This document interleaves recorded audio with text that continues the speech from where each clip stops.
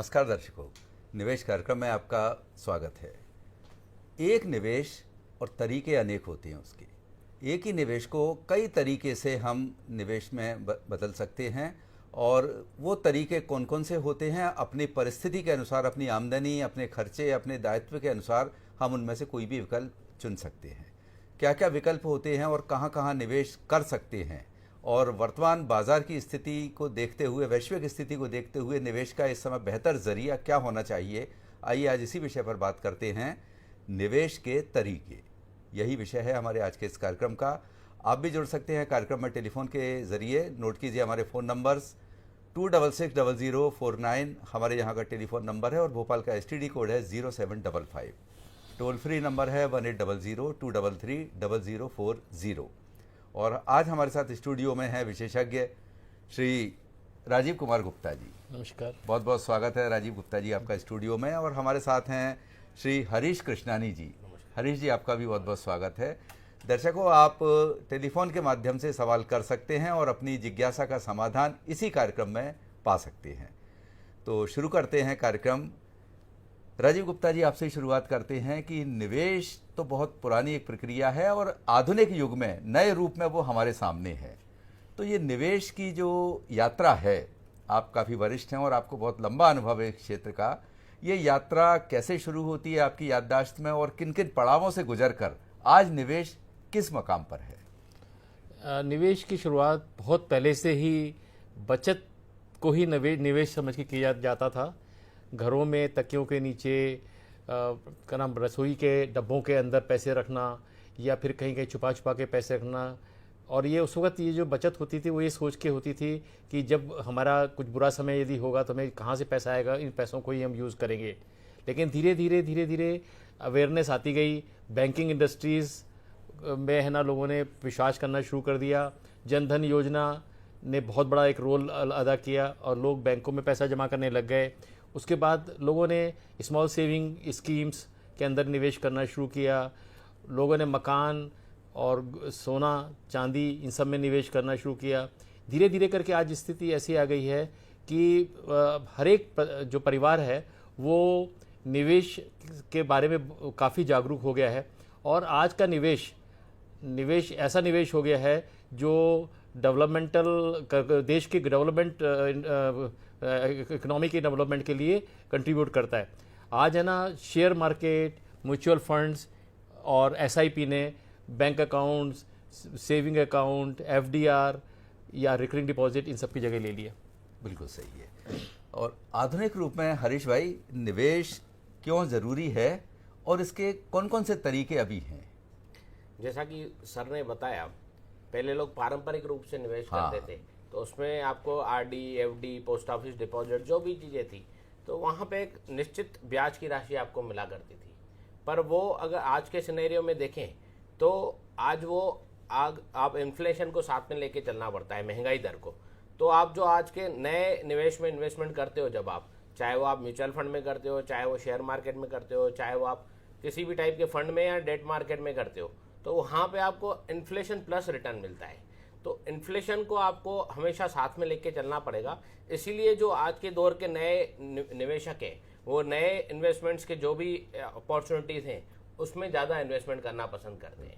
तो आज का जो युग है, जिसको जानकारी है वो डायरेक्ट शेयर मार्केट में इन्वेस्टमेंट करता है, जिसको जानकारी नहीं है वो म्यूचुअल फंड के थ्रू इन्वेस्टमेंट करता है। म्यूचुअल फंड में उसका एक फंड मैनेजर है, जो फंड मैनेजर उसका पूरा फंड को मैनेज करता है। तो वो जो निवेशक की चिंता है उसको कुछ करना नहीं है। निवेशक का काम जो है वो पूरा फंड मैनेजर का काम है। उसको कैसे फंड को चलाना है, कब खरीदना है, कब बेचना है, कब प्रॉफिट बुक करना है, वो पूरा फंड मैनेजर का काम है। और फ्रिक्वेंटली वहाँ पे जो हर महीने उनके पास SIP के रूट से, लमसम के रूट से, उस स्कीम के अंदर जो भी पैसा आता रहता है, तो फंड मैनेजर के पास इनकमिंग है, तो उसमें वो ऑटो एवरेजिंग वगैरह सब चीज़ें होती रहती है।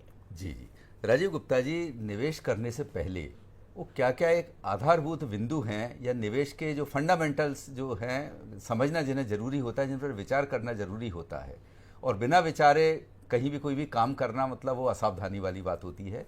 तो क्या क्या वो आधारभूत बिंदु हैं जिन पर सबको गहन विचार विमर्श करना चाहिए? सबसे पहला जो विचार वो ये है कि निवेश हम करते क्यों हैं।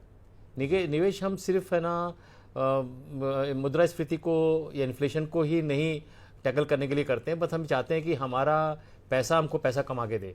इनफैक्ट क्या होता है कि पैसा कमाने के दो तरीके हैं, या तो हम अपने बहुत मेहनत करें, खूब काम में लगे रहें सुबह से रात तक, लेकिन सब चीज़ की लिमिटेशंस हैं, और दूसरा तरीका यह है कि हम अपने पैसे को ही पैसे में कमाने में लगा दें। लेकिन उसको निवेश करने के लिए हमको पहले दो चीज़ें सोचनी चाहिए। पहला, ये हमारा लक्ष्य क्या है और हमारी उम्र क्या है। इन दोनों के बेस पर हमको निवेश पर विचार करना चाहिए, कहाँ में निवेश करना चाहिए। अगर हमारे पास शॉर्ट टर्म यदि हमारा निवेश का लक्ष्य है, विज़न है, तो हमको क्या है, fix deposit, mutual fund, medium term 3-5 साल के, बैलेंस फंड या पीपीएफ या गोल्ड में हम लगा सकते हैं। लेकिन अगर हमारा लॉन्ग टर्म 5 ईयर्स उसके ऊपर है तो हमें इक्विटी म्यूचुअल फंड, मैं जो बैलेंस फंड की बात कर रहा था पहले जो शॉर्ट टर्म में, लेकिन यहाँ पर मैं कहता हूँ इक्विटी म्यूचुअल फंड, एनपीएस के अंदर, फिर आपका स्टॉक्स, रियल इस्टेट, इन सब में लगा सकते हैं आप। साथ में आपको एक चीज़ और ध्यान रखनी है, हमको जब भी हम निवेश करते हैं, हमारे कुछ दो तरह के निवेश एक ऐसे हैं जिस निवेश में हम निवेश करते हैं ज़रूर है हम कंजम्पशन के लिए, यानी अपने यूज़ के लिए, मगर वो हमको एक बहुत बड़ा प्रोटेक्शन देते हैं फ्यूचर के लिए। वो दो चीज़ें हैं, investment in a house which we, जो हम है ना अपने खुद के लिए जो मकान बना रहे हैं, जिस मकान में हम रह रहे हैं, वो मकान हमको सिर्फ रहने के लिए ही नहीं देता है, मगर हमारे आर्थिक सुरक्षा भी देता है। क्योंकि जब हम चाहें, अगर कभी ज़रूरत ना पड़ जाए, तो हम है ना उसी मकान को मॉर्गेज करके और बैंक से लोन भी ले सकते हैं, मकान में रह भी सकते हैं, और साथ में ना पैसा भी हमें मिल जाता है। दूसरा है गोल्ड। गोल्ड में भी इसी तरह है, आपको अब आज के ज़माने में आपको बेचने की ज़रूरत नहीं है कि भाई अगर ज़रूरत पड़ गई है मुझे गोल्ड को बेचना पड़ेगा तभी मुझे पैसा मिलेगा। आजकल है ना, मैं गोल्ड, पेपर गोल्ड की बात नहीं कर रहा हूँ, मैं तो फिजिकल गोल्ड की भी बात कर रहा हूँ। आप फिजिकल गोल्ड को भी बैंकों में रख करके और है ना उसके अगेंस्ट लोन ले करके और अपनी आर्थिक जो ज़रूरत है टेम्परेरी उसको मतलब निवेश के तरीकों में से ये है कि स्थायी संपत्ति में भी निवेश आपके लिए एक आधार बनता है, बिल्कुल आधार बनता है, आर्थिक आधार बनता है। बिल्कुल जी। और दूसरी चीज़ क्या, उम्र आधारित, आपकी उम्र क्या है। यदि आप यंग हैं तो यंग में क्या होता है कि हमारे को जो रिस्क बेयरिंग कैपेसिटी होती है ना, मतलब जोखिम लेने की क्षमता वो बहुत होती है, हम ना जोखिम ले सकते हैं। तो उस समय ना हमें जो है ना वो SIP म्यूचुअल फंड में करनी चाहिए, अधिक इक्विटी में डालना चाहिए, और इवन हमको क्रिप्टो करेंसी पे भी जा सकते हैं, जैसे आजकल बहुत चल रहा है बिटकॉइन वगैरह। और यदि हम मिड लाइफ में हैं, यानी 40 से 50 के बीच में, तो हमको म्यूचुअल फंड के मिक्स में PPF, NPS और रियल इस्टेट में जाना चाहिए। और यदि हम 60 से ऊपर हो गए तो प्लीज़ सेफ प्ले करिए, क्योंकि ये ऐसी टाइम है, आपने जो कमाई करनी थी, मेहनत करके कुछ जो पैसा जमा कर रहा था, वो आपका पैसा आपसे छिन ना जाए, इसलिए आपको सेफ इन्वेस्टमेंट करना चाहिए। जैसे फिक्स डिपॉजिट्स हो गया, सीनियर सिटीज़न स्कीम है गवर्नमेंट की, उसमें डाल सकते हैं आप, पोस्ट ऑफिस MIS में डाल सकते हैं, और इसी तरह से जो एन्युटी बेस्ड जो NPS है ना उसमें भी डाल सकते हैं। तो ये उम्र के हिसाब से और लक्ष्य के हिसाब से, दोनों के हिसाब से आपको करना चाहिए। उम्र के हिसाब से ये है कि यंग एज में आप उसको ग्रोथ पे ध्यान दें, ज़्यादा ग्रोथ पर, पैसा पैदा करने पे दें, और फिर ओल्ड एज आने पर आप उसकी हाई रिटर्न्स उसको संभाले रहें। कम एज में हाई रिटर्न्स के लिए आप जा सकते हैं, सेफ्टी का उतना ज़्यादा इशू नहीं होता, लेकिन ओल्ड एज के अंदर आप जाते जाते आपको सिर्फ है ना सेफ्टी ज़्यादा चाहिए, सेफ्टी चाहिए। हरीश भाई, वर्तमान परिवेश शेयर बाजार का क्या कह रहा है, आगे निवेश की रणनीति कैसे बनाई जाए? देखिए, वर्तमान समय को देखें, जो भी अभी वैश्विक माहौल है, चाहे वो अपन टैरिफ वार की बात करें, चाहे अभी जो वर्तमान स्थिति है हिंदुस्तान पाकिस्तान के बीच में जो तनाव चल रहा है उसको देखते हुए, पर देखिए बाजार उन चीज़ों को शायद डिस्काउंट कर चुका है। अगर टैरिफ वार की बात करें तो टैरिफ वार अगर देखा जाए तो लॉन्ग टर्म के लिए अच्छा है। ट्रम्प साहब का कहना है टैरिफ को हटा दिया जाए या कम कर दिया जाए, तो देखिए वो दोनों देशों के लिए फेवरेबल है। अगर देखा जाए तो लंबे समय में वो अच्छी चीज़ है। ठीक है, अब इसको यहाँ पे विराम देते हुए आगे हम लोग बात करते हैं हिंदुस्तान पाकिस्तान के तनाव को लेकर। तो वो तनाव आज से नहीं चल रहा है, वो पिछले जब से आज़ादी हुई है 1947 से लेकर आज तक वो तनाव चल रहा है। तो रोज़ ये चीज़ें कुछ ना कुछ होती रहती है, तो मार्केट ने शायद उसको डिस्काउंट कर दिया है। बाकी आज का जो अभी अपना रिजल्ट का सेशन चल रहा है, जो अभी आपके 24-25 के रिजल्ट आ रहे हैं सभी कंपनियों के, तो रिजल्ट सबके काफ़ी अच्छे आ रहे हैं। सभी कंपनियां अच्छा मुनाफा दिखा रही हैं, अच्छा मुनाफा कमा रही हैं, इन्वेस्टर्स को भी डिविडेंड भी दे रही हैं, बोनस शेयर्स भी दे रही हैं। तो वो सब देखते हुए और जो वर्तमान बाजार को देखते हुए तो बाजार यहाँ से जो दिख रहा है, आने वाली दिवाली तक हो सकता है अब हम एक अच्छी और नई दिवाली भी मनाएं बाजार के साथ। तो बाजार देखिए लॉन्ग टर्म के लिए कहीं से कहीं तक खराब नहीं है। शॉर्ट टर्म में बाजार ऊपर नीचे होता है, वो बाजार का स्वभाव है और वो स्वभाव होना जरूरी भी है। जैसे ईसीजी अपना ऐसे चलता है तो बाजार भी ऐसे ही चलता है, और ईसीजी भी ऐसे ही अच्छा लगता है तो बाजार भी ऐसे ही अच्छा लगता है। तो उसको देखते हुए वर्तमान बाजार अच्छा है। लॉन्ग टर्म के लिए अगर आप पैसा लगा रहे हैं 5 साल 10 साल 20 साल के लिए, तो कोई कहीं से दिक्कत नहीं है। आज की तारीख में अगर हम जीडीपी ग्रोथ की बात करें तो विश्व में सबसे ज़्यादा जीडीपी ग्रोथ हिंदुस्तान का है। तो जीडीपी ग्रोथ जहाँ पे अच्छा है, रेट ऑफ इंटरेस्ट की बात करें तो विश्व में सबसे ज़्यादा, अगर इंटरेस्ट रेट की बात करें, अच्छे देशों की बात कर रहा हूँ मैं, तो उसमें हिंदुस्तान सबसे आगे है। जहाँ पे आज भी 7% आपको इंटरेस्ट रेट मिल रहा है, जहाँ पे आज भी इक्विटी का एवरेज रिटर्न 18 से 20% का है, अगर आप लॉन्ग टर्म का देखोगे तो अगर सब कुछ अच्छा है तो बाजार अच्छा क्यों नहीं लगेगा। बिल्कुल बाकी सही अभी है। जो माहौल है, बिल्कुल बिल्कुल। तो वो सिर्फ ये चीज़ें चल रही हैं, और अभी तो शायद बाजार अपने लो से वापस ऊपर भी आ गया है, तो अभी भी माल सस्ता मिल रहा है, तो इन्वेस्टमेंट हरीश करने का भाई, टाइम है। विनय श्रीवास्तव जी भोपाल से टेलीफोन लाइन पर जी। हैं। हेलो हेलो जी हेलो हेलो जी हेलो विनय जी, आप हमारी आवाज सुन रहे हैं? जी बिल्कुल। हेलो हेलो सर, नमस्कार। मैं विनय श्रीवास्तव बोल रहा हूँ। और पहले तो सर बहुत बधाई दूरदर्शन मध्य प्रदेश को कि इतना अच्छा विषय आपने लिया है, निवेश के तरीके। धन्यवाद सर, उसमें एक बात मैं बताना चाहता हूँ कि हमारे समय पर, मतलब लगभग 40-50 वर्ष पूर्व, जी। जैसा कि विशेषज्ञ श्री गुप्ता साहब ने बोला कि हम लोग अपने पास अपना ही धन रखते थे और वक्त पे जैसे काम आना है वैसे करते थे, लेकिन धीरे धीरे समय बदला है, इन्वेस्टमेंट अब दिशा की तरफ गया है। तो सर, अब आज का जो समय है उसमें युवा वर्ग जो विवाह कर रहा है, वो प्लानिंग कर रहा है, वो 30 से 35 वर्ष के बीच में एक औसत आयु आ रही जी। तो उसमें सर मेरा ये था कि इनके पास इतनी व्यस्तता होती है कि निवेश के लिए उनके पास कुछ ज्यादा ऑप्शन मिलते नहीं है सिवाय इसी माध्यम से, जैसे जो आपने कार्यक्रम रखे हैं। जी। तो मैं आदरणीय गुप्ता साहब से जानना चाहता हूं कि उन युवाओं के लिए जिनके पास अभी लंबा समय है, वो अपना विवाह के पश्चात कैसी प्लानिंग करें, किस तरीके से इन्वेस्टमेंट करें, ताकि आने वाले 20-30 साल के अंदर जब उनके बच्चे बड़े होंगे, उनको आवश्यकता होगी, उस समय उनको एक ठीक ठाक राशि मिल पाए। जी, सवाल करने के लिए धन्यवाद सर। धन्यवाद। राजीव गुप्ता जी, कांग्रेचुलेशन, आपकी बात क्लिक कर गई कॉलर को। श्रीवास्तव जी, देखिए मैं ना एक यंगस्टर के लिए 2 चीज़ें बोलना चाहता हूँ।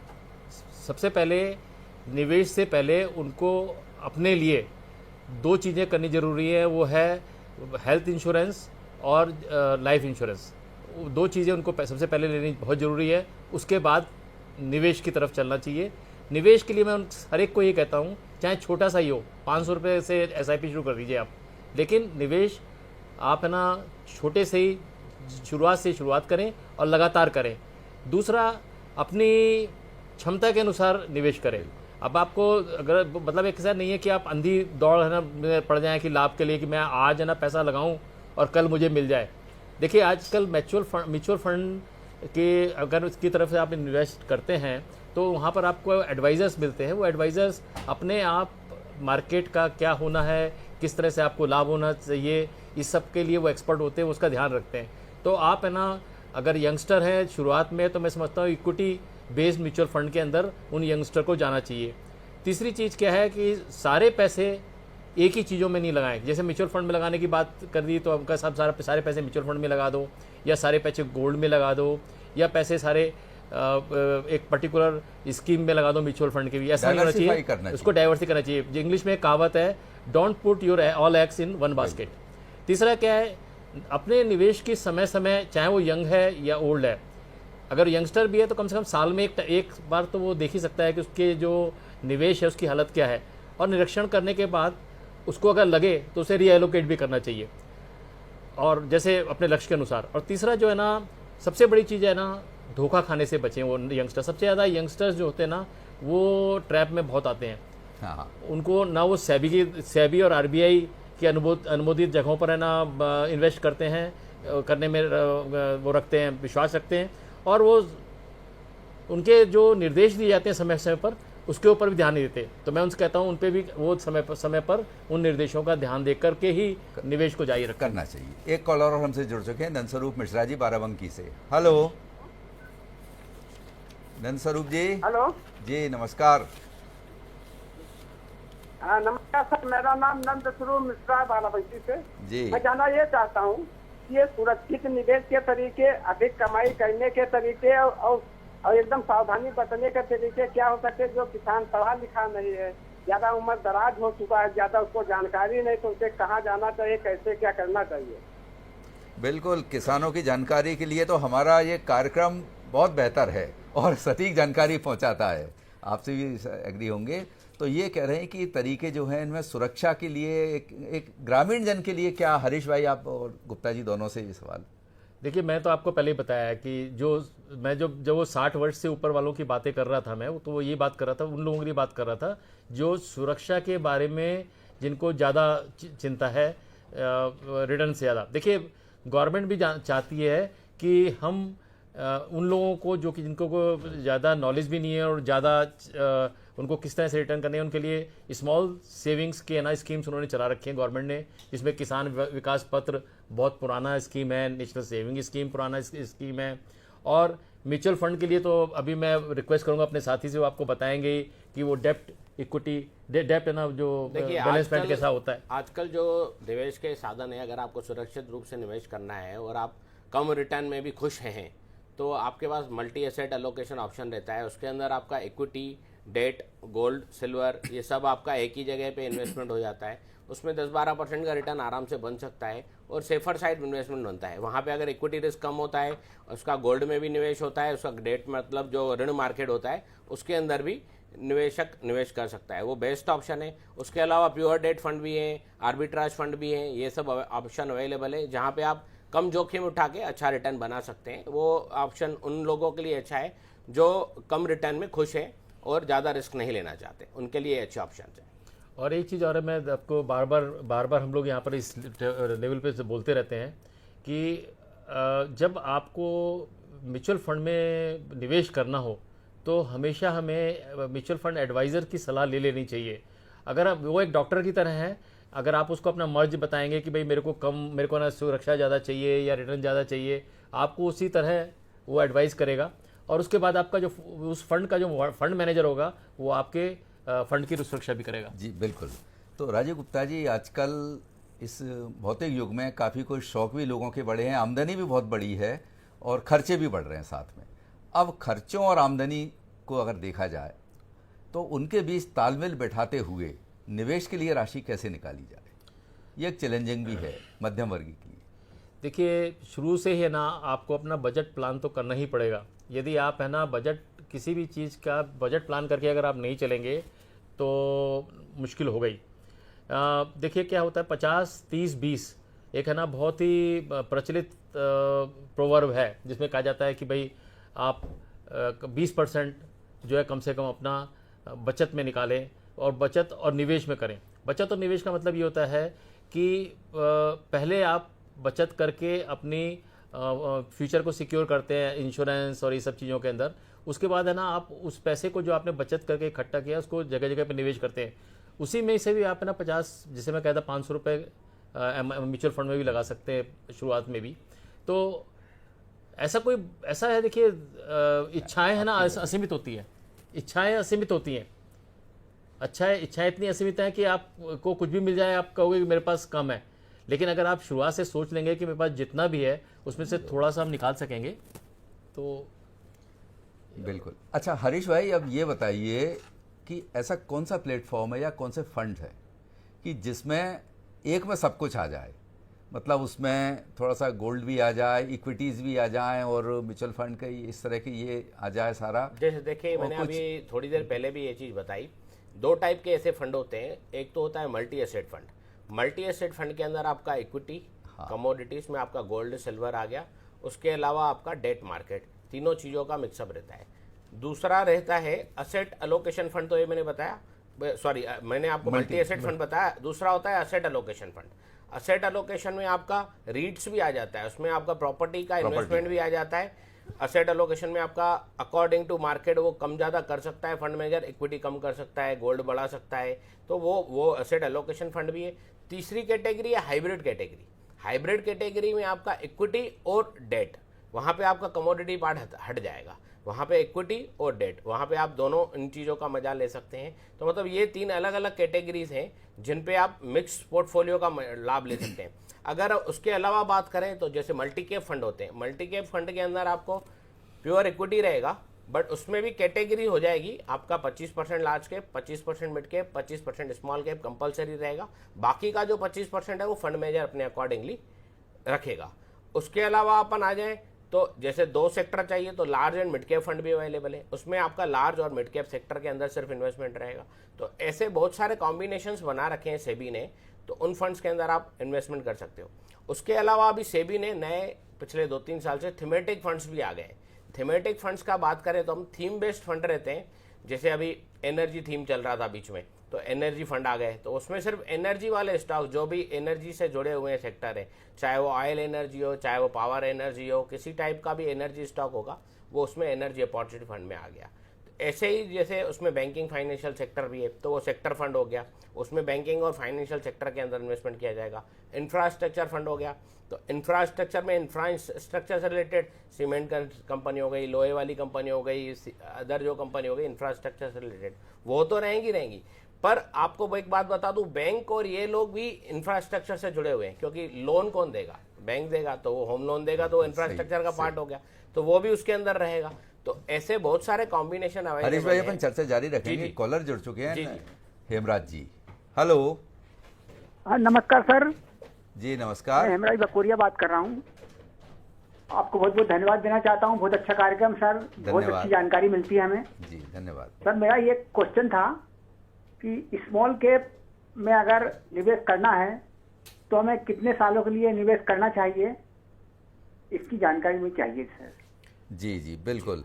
वैसे तो हमारा देश वर्षों से पंचवर्षीय योजना पर चल रहा है। हरीश भाई आप क्या बताना चाहेंगे? देखिए स्मॉल कैप फंड देखिए हाई रिस्क कैटेगरी का फंड होता है, उसकी कैटेगरी जो होती है हाई रिस्क कैटेगरी होती है। अगर आपके पास कम से कम 5 साल प्लस का व्यू हो और 10 साल 15 साल 20 साल, तो आप स्मॉल कैप फंड में लॉन्ग टर्म के लिए इन्वेस्टमेंट करें। और स्मॉल कैप में लमसम से अच्छा ऑप्शन ये है आप उसमें SIP के रूट से जाएं, और जब जब आपको मौका मिले, अगर बाजार मौका दे रहा है, बाजार नीचे जा रहा है, तो तब उसमें टॉपअप डालना चाहें तो आप टॉपअप भी डाल सकते हैं। फॉर एग्जांपल ऐसे है, अगर आपने 10,000 महीने की SIP करवाई है, 10,000 महीने तो आपके जा ही रहे हैं, पर मार्केट अगर नीचे आया और आपको अच्छी अपॉर्चुनिटी है तो आपके पास 10, 20, 25,000 जो भी अमाउंट एक्स्ट्रा है तो आप उसमें बीच में डाल सकते हैं। तो वो आग में घी का काम करेगा। स्वाहा जब होता है ना, तो वो जब पूरी बुरी चीज़ें होती है आसपास की, वो खत्म हो जाती है। तो आप जब भी टॉपअप डालते हो तो वो आपका स्वाहा का काम करता है, और आपका ऑटो एवरेजिंग तो होता ही है, प्लस यूनिट एक्यूमुलेशन ज़्यादा होता है। म्यूचुअल फंड में हम लोग यूनिट खरीदते हैं, तो आपके पास जितने ज़्यादा यूनिट होंगे उतना ज़्यादा आपका आगे फ्यूचर में प्रॉफिट बनेगा। जी राजीव गुप्ता जी, कुछ ऐसे फंड्स भी हैं या निवेश का कुछ ऐसे प्लेटफॉर्म है जहां लॉन्ग टर्म विजन अगर मान लीजिए कोई नहीं फॉलो कर पा रहा, शॉर्ट टर्म के लिए जो निवेश करना चाहे? देखिए शॉर्ट टर्म अगर निवेश करना चाहता है वो, तो फिक्स डिपॉजिट्स हैं आपकी, उसमें करिए आप अपना, आप है ना, देखिए इवन है ना शॉर्ट टर्म के अंदर भी 3 साल है कि 5 साल है, ये आपको डिसाइड करना पड़ेगा, क्योंकि दोनों के अलग अलग तरीके हैं। 3 साल है, 5 साल है, दोनों 0 से 3 यदि है तो 0 से 3 शॉर्ट टर्म यदि है तो उसमें fix deposit, mutual fund, medium term है तो बैलेंस्ड म्यूचुअल फंड और PPF एंड गोल्ड कर सकते हैं। मेरे हिसाब से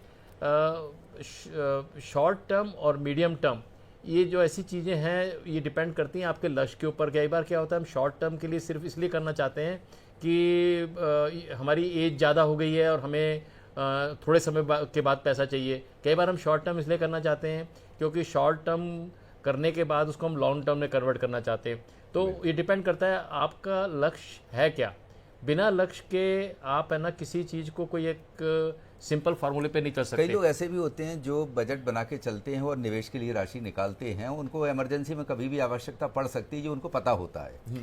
मैं इसमें एक और चीज़ जोड़ना चाहूँगा। शॉर्ट टर्म के लिए आपके पास और भी अच्छे ऑप्शन हैं, जैसे आप लिक्विड फंड के अंदर भी इन्वेस्टमेंट कर सकते हैं। हाँ। बहुत सारे ऐसे लोग होते हैं जिनको 3-6 महीने में एक अमाउंट चाहिए रहता है नियमित रूप से। हाँ। जैसे उसका एग्जाम्पल ही ले लेते हैं, जैसे मैं अपना एग्जांपल ले लेता हूँ, मेरे को हर 3 महीने में, आजकल स्कूल 3 महीने में क्वार्टरली फीस लेते हैं। अगर कोई बड़ा स्कूल है तो 25-50 हज़ार आपको चाहिए कम से कम। तो आप चाहें तो उसमें 20 हज़ार रुपये महीना हर महीने लिक्विड फंड के अंदर डालिए, 3 महीने में आपका 60 हज़ार रुपये जमा हो गया। उसका जो एवरेज रिटर्न आता है आज की तारीख में 7-8% के आसपास का रिटर्न आ रहा है लिक्विड फंड के अंदर। तो आपको 7 से 8% का रिटर्न भी मिल जाता है और आप उसको पैसे को कभी भी निकाल सकते हो साथ में। तो लिक्विड फंड अच्छा ऑप्शन है। अल्ट्रा शॉर्ट टर्म फंड भी सेम ऑप्शन है उसके साथ ही। तो उसमें आप शॉर्ट टर्म के लिए कर सकते हो। आपको 50 हज़ार की जरूरत है, आपने 60 हज़ार में से 50 हज़ार निकाल लिया और अब आपको लग रहा है 10 हज़ार मेरे पास एक्स्ट्रा बचा हुआ है, तो उसको आप फिर आगे कमाने के लिए लगा दीजिए। एक कहावत है, पैसा सबसे अच्छी चीज क्या खरीद सकता है? पैसा। और पैसा। तो इस पैसे को आप, पैसे से पैसा बनता है और पैसे से पैसा बनाइए। तो आपका जो 10 हज़ार बचा हुआ है उसको फिर आगे इक्विटी में इन्वेस्टमेंट कर दीजिए।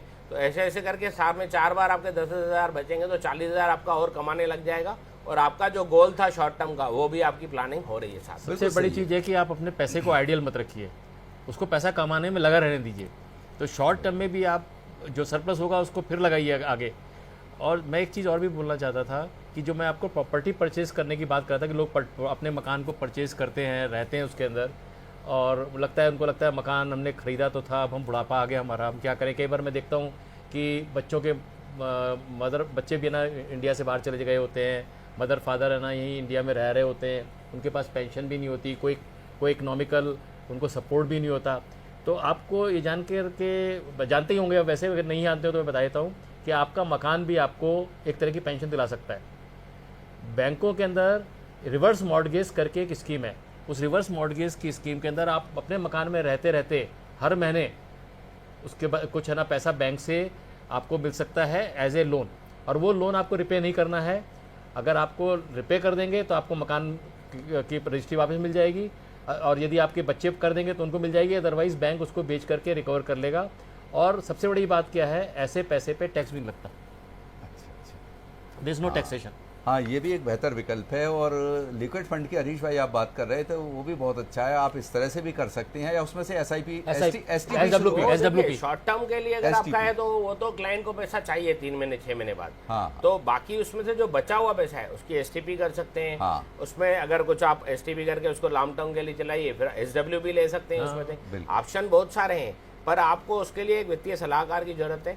एक निवेशक अगर वित्तीय सलाहकार से सलाह लेके कोई भी काम करता है तो ये मैं एश्योरेंस देता हूँ, उसका वित्तीय सलाहकार जो भी होगा उसको एक वो पूरा बकेट बना के देगा और उसकी नीड की एनालाइज करके उसके नीड के अकॉर्डिंग इन्वेस्टमेंट करवाएगा और उसके जो भी रिक्वायरमेंट होंगे फुलफिल करेगा। एक्चुअली सेबी, गवर्नमेंट ने भी सेबी की तरफ से ना एमफी नाम का एक है ना एक कोर्स होता है, वो करना जरूरी होता है इन वित्तीय सलाहकारों को। उसको करने से क्या होता है, उनको नॉलेज अच्छी रहती है। हाँ, तो वो MFI भी कर सकते हैं। हाँ, निवेशक भी करे तो बेहतर रहेगा उसमें। और इमरजेंसी फंड की जहाँ तक बात है तो लिक्विड फंड तो है ही, इसके अलावा जैसे ETF मान लिया, आप गोल्ड लिया आपने, कभी भी बेचा जा सकता है उसको, या किसान विकास पत्र हैं वो भी ट्रांसफरेबल हैं। बिल्कुल ट्रांसफरेबल है, वो भी एक विकल्प बहुत अच्छा है भाई। जैसे कि अभी कॉलर का फ़ोन आया था, ग्रामीण परिवेश के लिए क्या है, तो इस तरह के वो पोस्ट ऑफिस से भी आते हैं और पोस्ट ऑफिस हर जगह है। बिल्कुल सही बात है आपकी। और मैं तो देखता हूँ कि गांव में सभी घरों में गोल्ड बहुत पड़ा रहता है, और वो गोल्ड ऐसा होता है कि वो यूज़ भी नहीं करते। तो मैं कहता हूँ कि वो इमरजेंसी के अंदर बड़े आराम से गोल्ड के अगेंस्ट लोन ले सकते हैं। और इसके अलावा हरीश भाई, तो अभी आपने जितने सारे जो फंड्स बताए, तो वर्तमान स्थिति को देखते हुए देश और दुनिया की और शेयर बाज़ार की, उनमें से बेहतर फंड कौन सा रहेगा? एसेट एलोकेशन या किसी और पे जाएं जो सुरक्षा भी प्रदान करे और ग्रोथ भी? देखिए, अभी के समय में मेरे हिसाब से जो फंड्स अच्छे लग रहे हैं, अभी large cap mid cap sector अच्छा लग रहा है। अगर किसी को लार्ज कैप में जाके अभी इन्वेस्टमेंट करना है, लमसम पैसा डालना है, तो लार्ज कैप मिड कैप में पैसा डाल सकता है।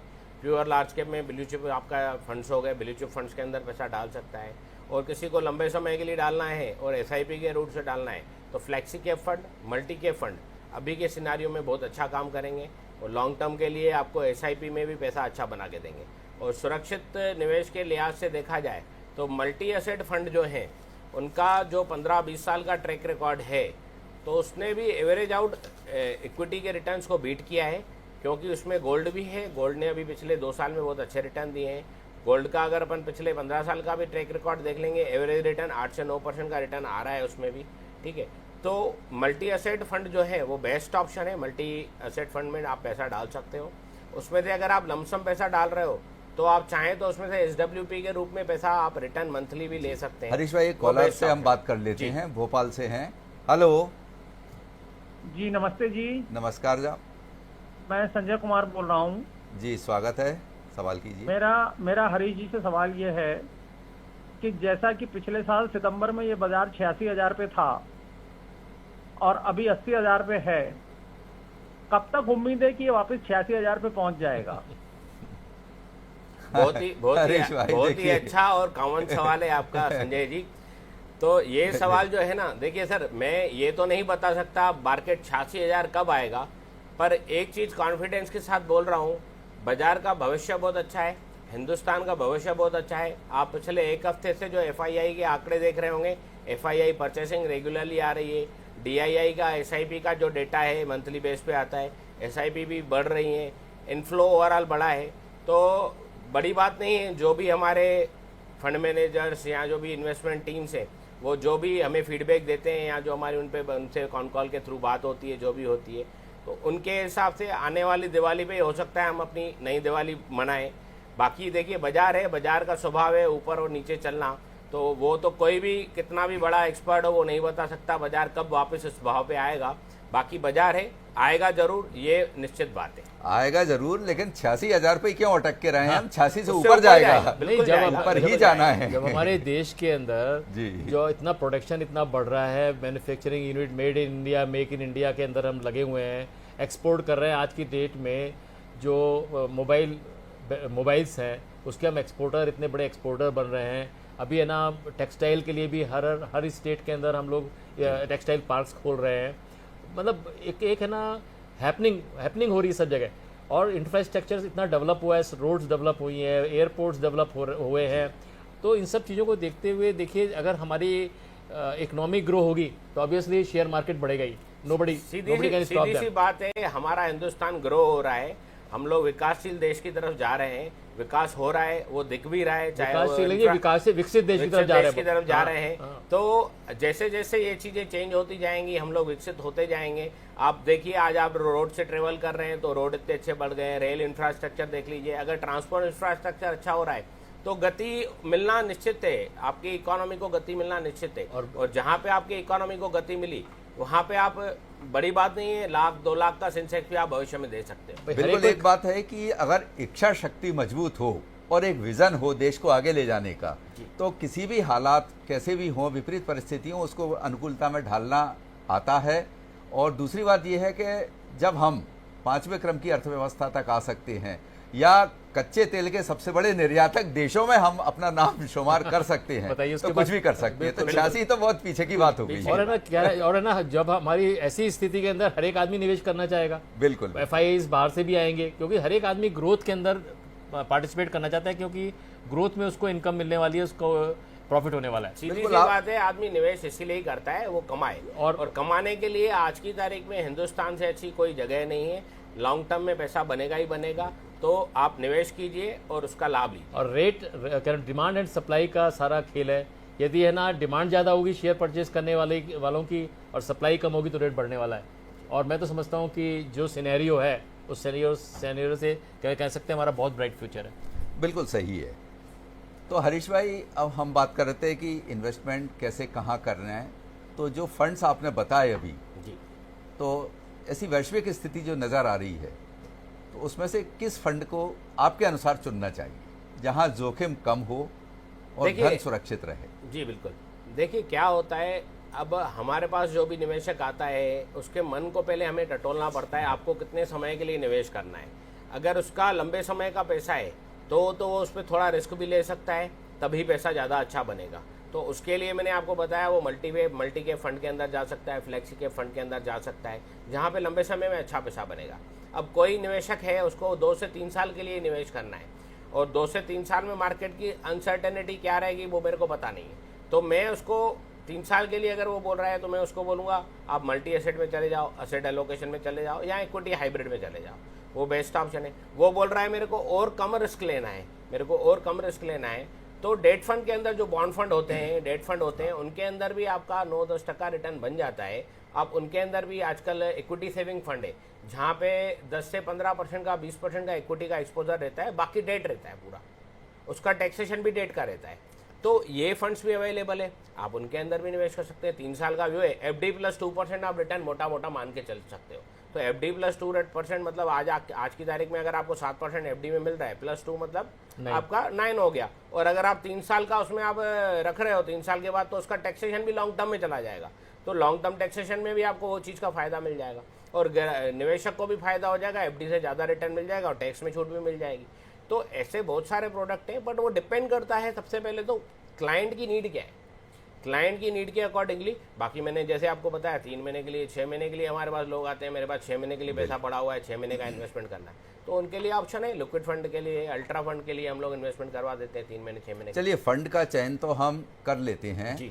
अब सवाल उठता है कि उस फंड में कई सारे हमारे गुलदस्ते हैं जी, मैं सेक्टर्स की बात कर रहा हूँ, तो उसमें किस सेक्टर को इस समय आप अच्छा मान रहे हैं जो मजबूत रहे, भरोसेमंद दिखाई देगा आगे आने वाले समय? देखिए जैसे अभी आरबीआई ने करंटली रेट ऑफ इंटरेस्ट कम किया है, हाँ। और अभी भविष्य में भी संभावना है और आधा 1% और कम होगा।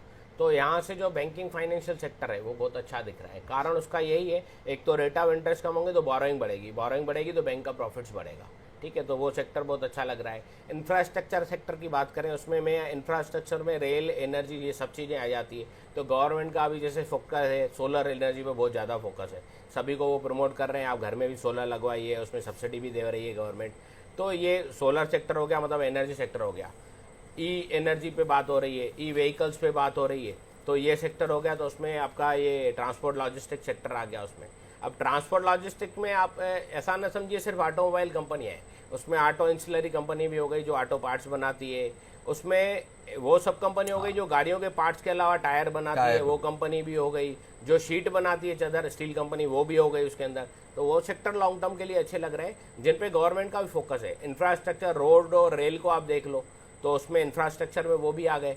तो रोड रेल पे भी आप देखिए गवर्नमेंट बहुत ज़्यादा काम कर रही है, स्पेंडिंग अपनी बढ़ाई है, तो वो सेक्टर बहुत अच्छे दिख रहे हैं। अभी ये 2-3 जो सेक्टर हैं यहाँ पे अच्छे दिख रहे हैं, पैसा बनेगा। बाकी आपने जो बोला फंड के अंदर बकेट रहता है, तो देखिए कोई भी, जैसे अपन एक मल्टी कैप फंड की बात ले लेते हैं, तो वो पूरा डाइवर्सिफाइड रहता है।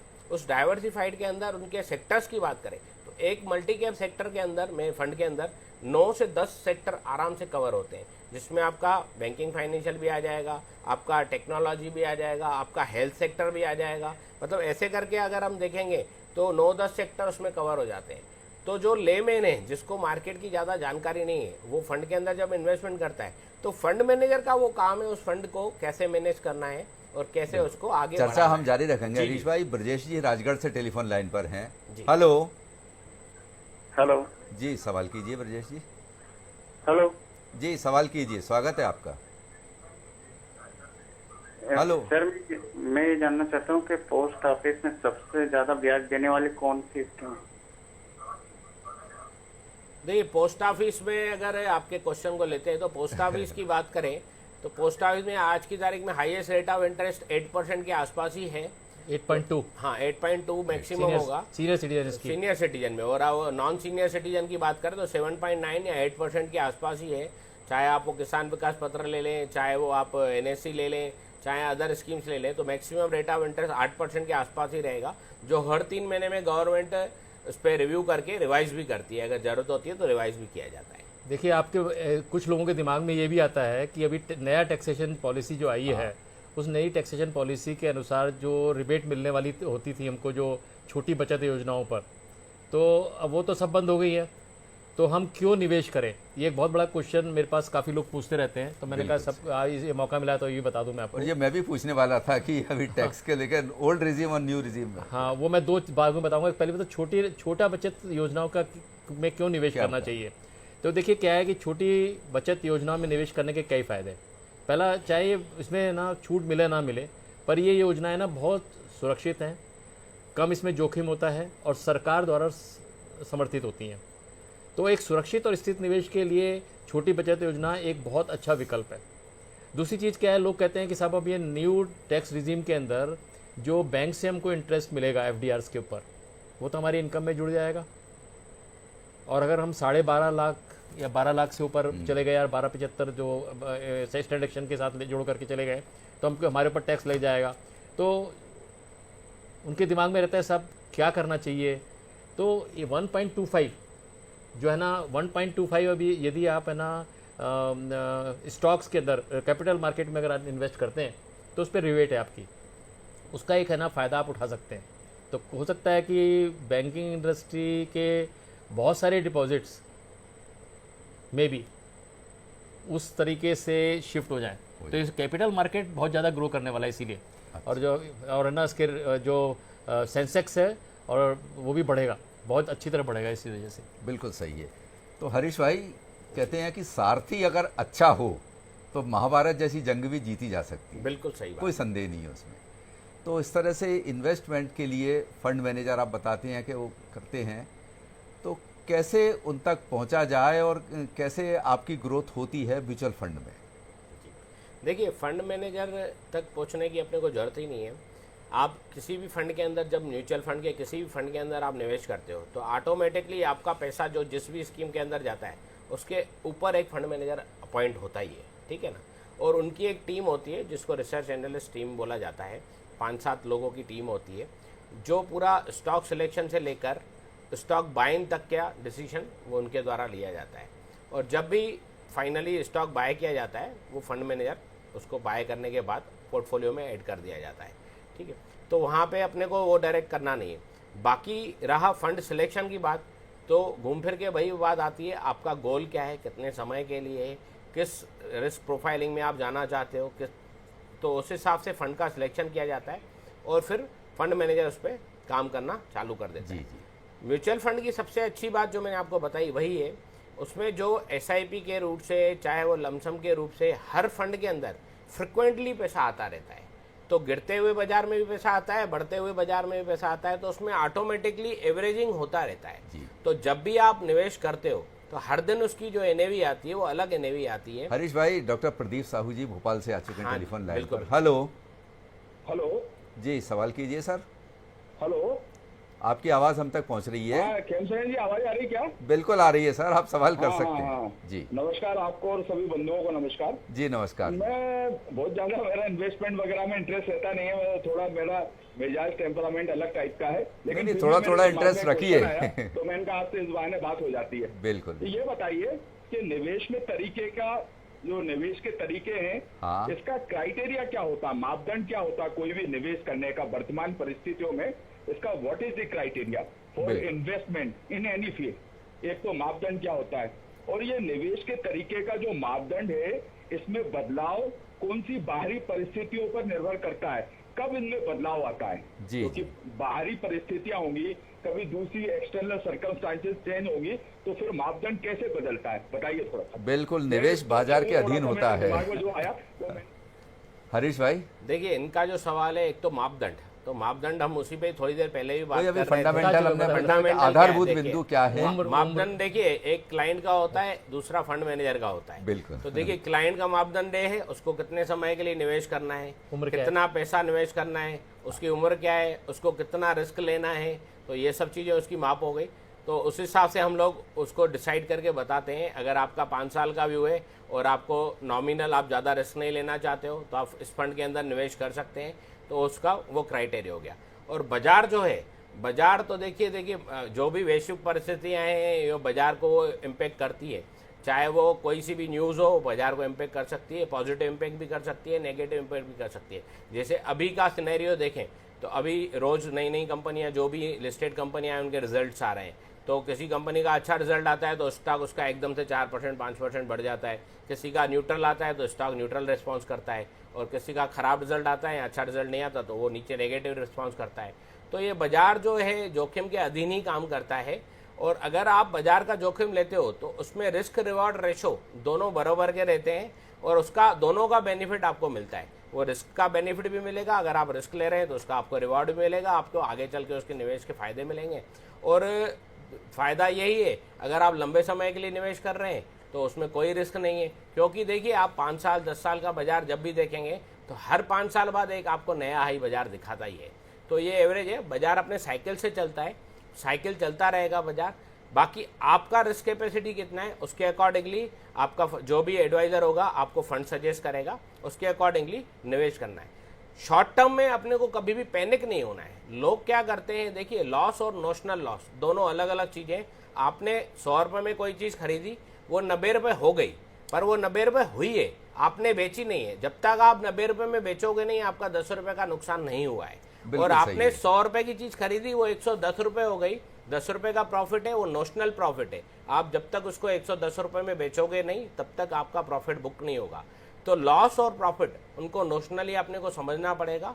लोग क्या होते हैं, शॉर्ट टर्म जो लॉस होता है उसमें देख के उसको पैनिक हो जाते हैं, इधर उधर की बातें सुन के पैनिक हो जाते हैं। मेरे दोस्त ने ऐसा बोला, उसने ऐसा बोला।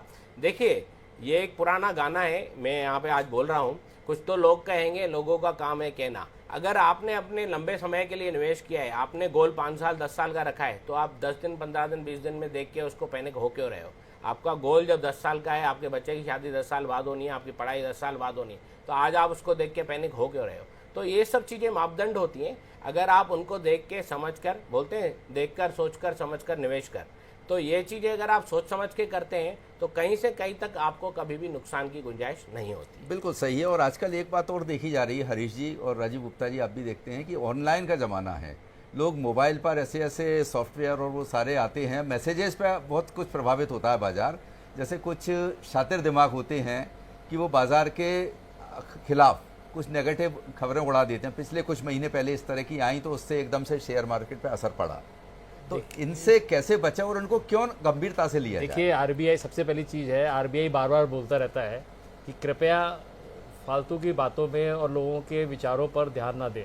अब आप कोई भी कंपनी भी कोई शुरू होती है, उसका ब्रेक इवन पॉइंट आता ही है। गुप्ता जी वो क्या है, मैंने बताया ना, बड़े शार्प माइंड शातिर दिमाग होते हैं, वो टूल किट के रूप में काम करते हैं इस तरह। तो उनका उद्देश्य होता है कि इसको धड़ाम करना है। तो ठीक है, आप है ना, इसीलिए तो उन्होंने बोला कि अगर अभी हो भी गया ना, धड़ाम हो भी गया, तो कृपया करके पैनिक मत होइए। आपको मालूम है आपने निवेश सही जगह करा हुआ है, आज नहीं तो कल ग्रोथ मिलनी है। Why to give the things today? उसको आप वेट करिए और get the proper return out of it. सीधी सी बात है। गोल प्लानिंग इसी को ही बोला जाता है। अगर आपने गोल कुछ डिसाइड किया हुआ है लंबे समय का, तो उसे अचीव करिए, आप उसको अचीव कीजिए, ना कि आप उसको देख के घबरा रहे हैं। और आपने पैनिक में कोई भी लाइफ का डिसीजन लिया, चाहे वो इन्वेस्टमेंट डिसीजन हो, चाहे वो लाइफ का डिसीजन हो, वो गलत ही होगा। पैनिक काम जो भी होता है, पैनिक में आप गलत डिसीजन लेते हो। जल्दबाजी में जो भी डिसीजन लिया जाता है गलत लिया जाता है। तो इसलिए बोलते हैं आप अपने वित्तीय सलाहकार से, या जो भी आपका सलाहकार है, आपका फैमिली मैटर है तो आप फैमिली के सलाहकार से आप बात करेंगे, आपका लीगल मैटर है तो आप एक वकील से बात करते हो, हेल्थ इशू है तो आप डॉक्टर से बात करते हो। वैसे ही अगर आपका इन्वेस्टमेंट से रिगार्डिंग कोई भी इशू है तो आप अपने फाइनेंशियल कंसल्टेंट से सलाह लीजिए, सारी समझिए और उसके बाद इन्वेस्टमेंट कीजिए समझ के। पैनिक में डिसीजन ना लीजिए। देखिए हर एक फ्रॉड है ना पैनिक से ही होता है।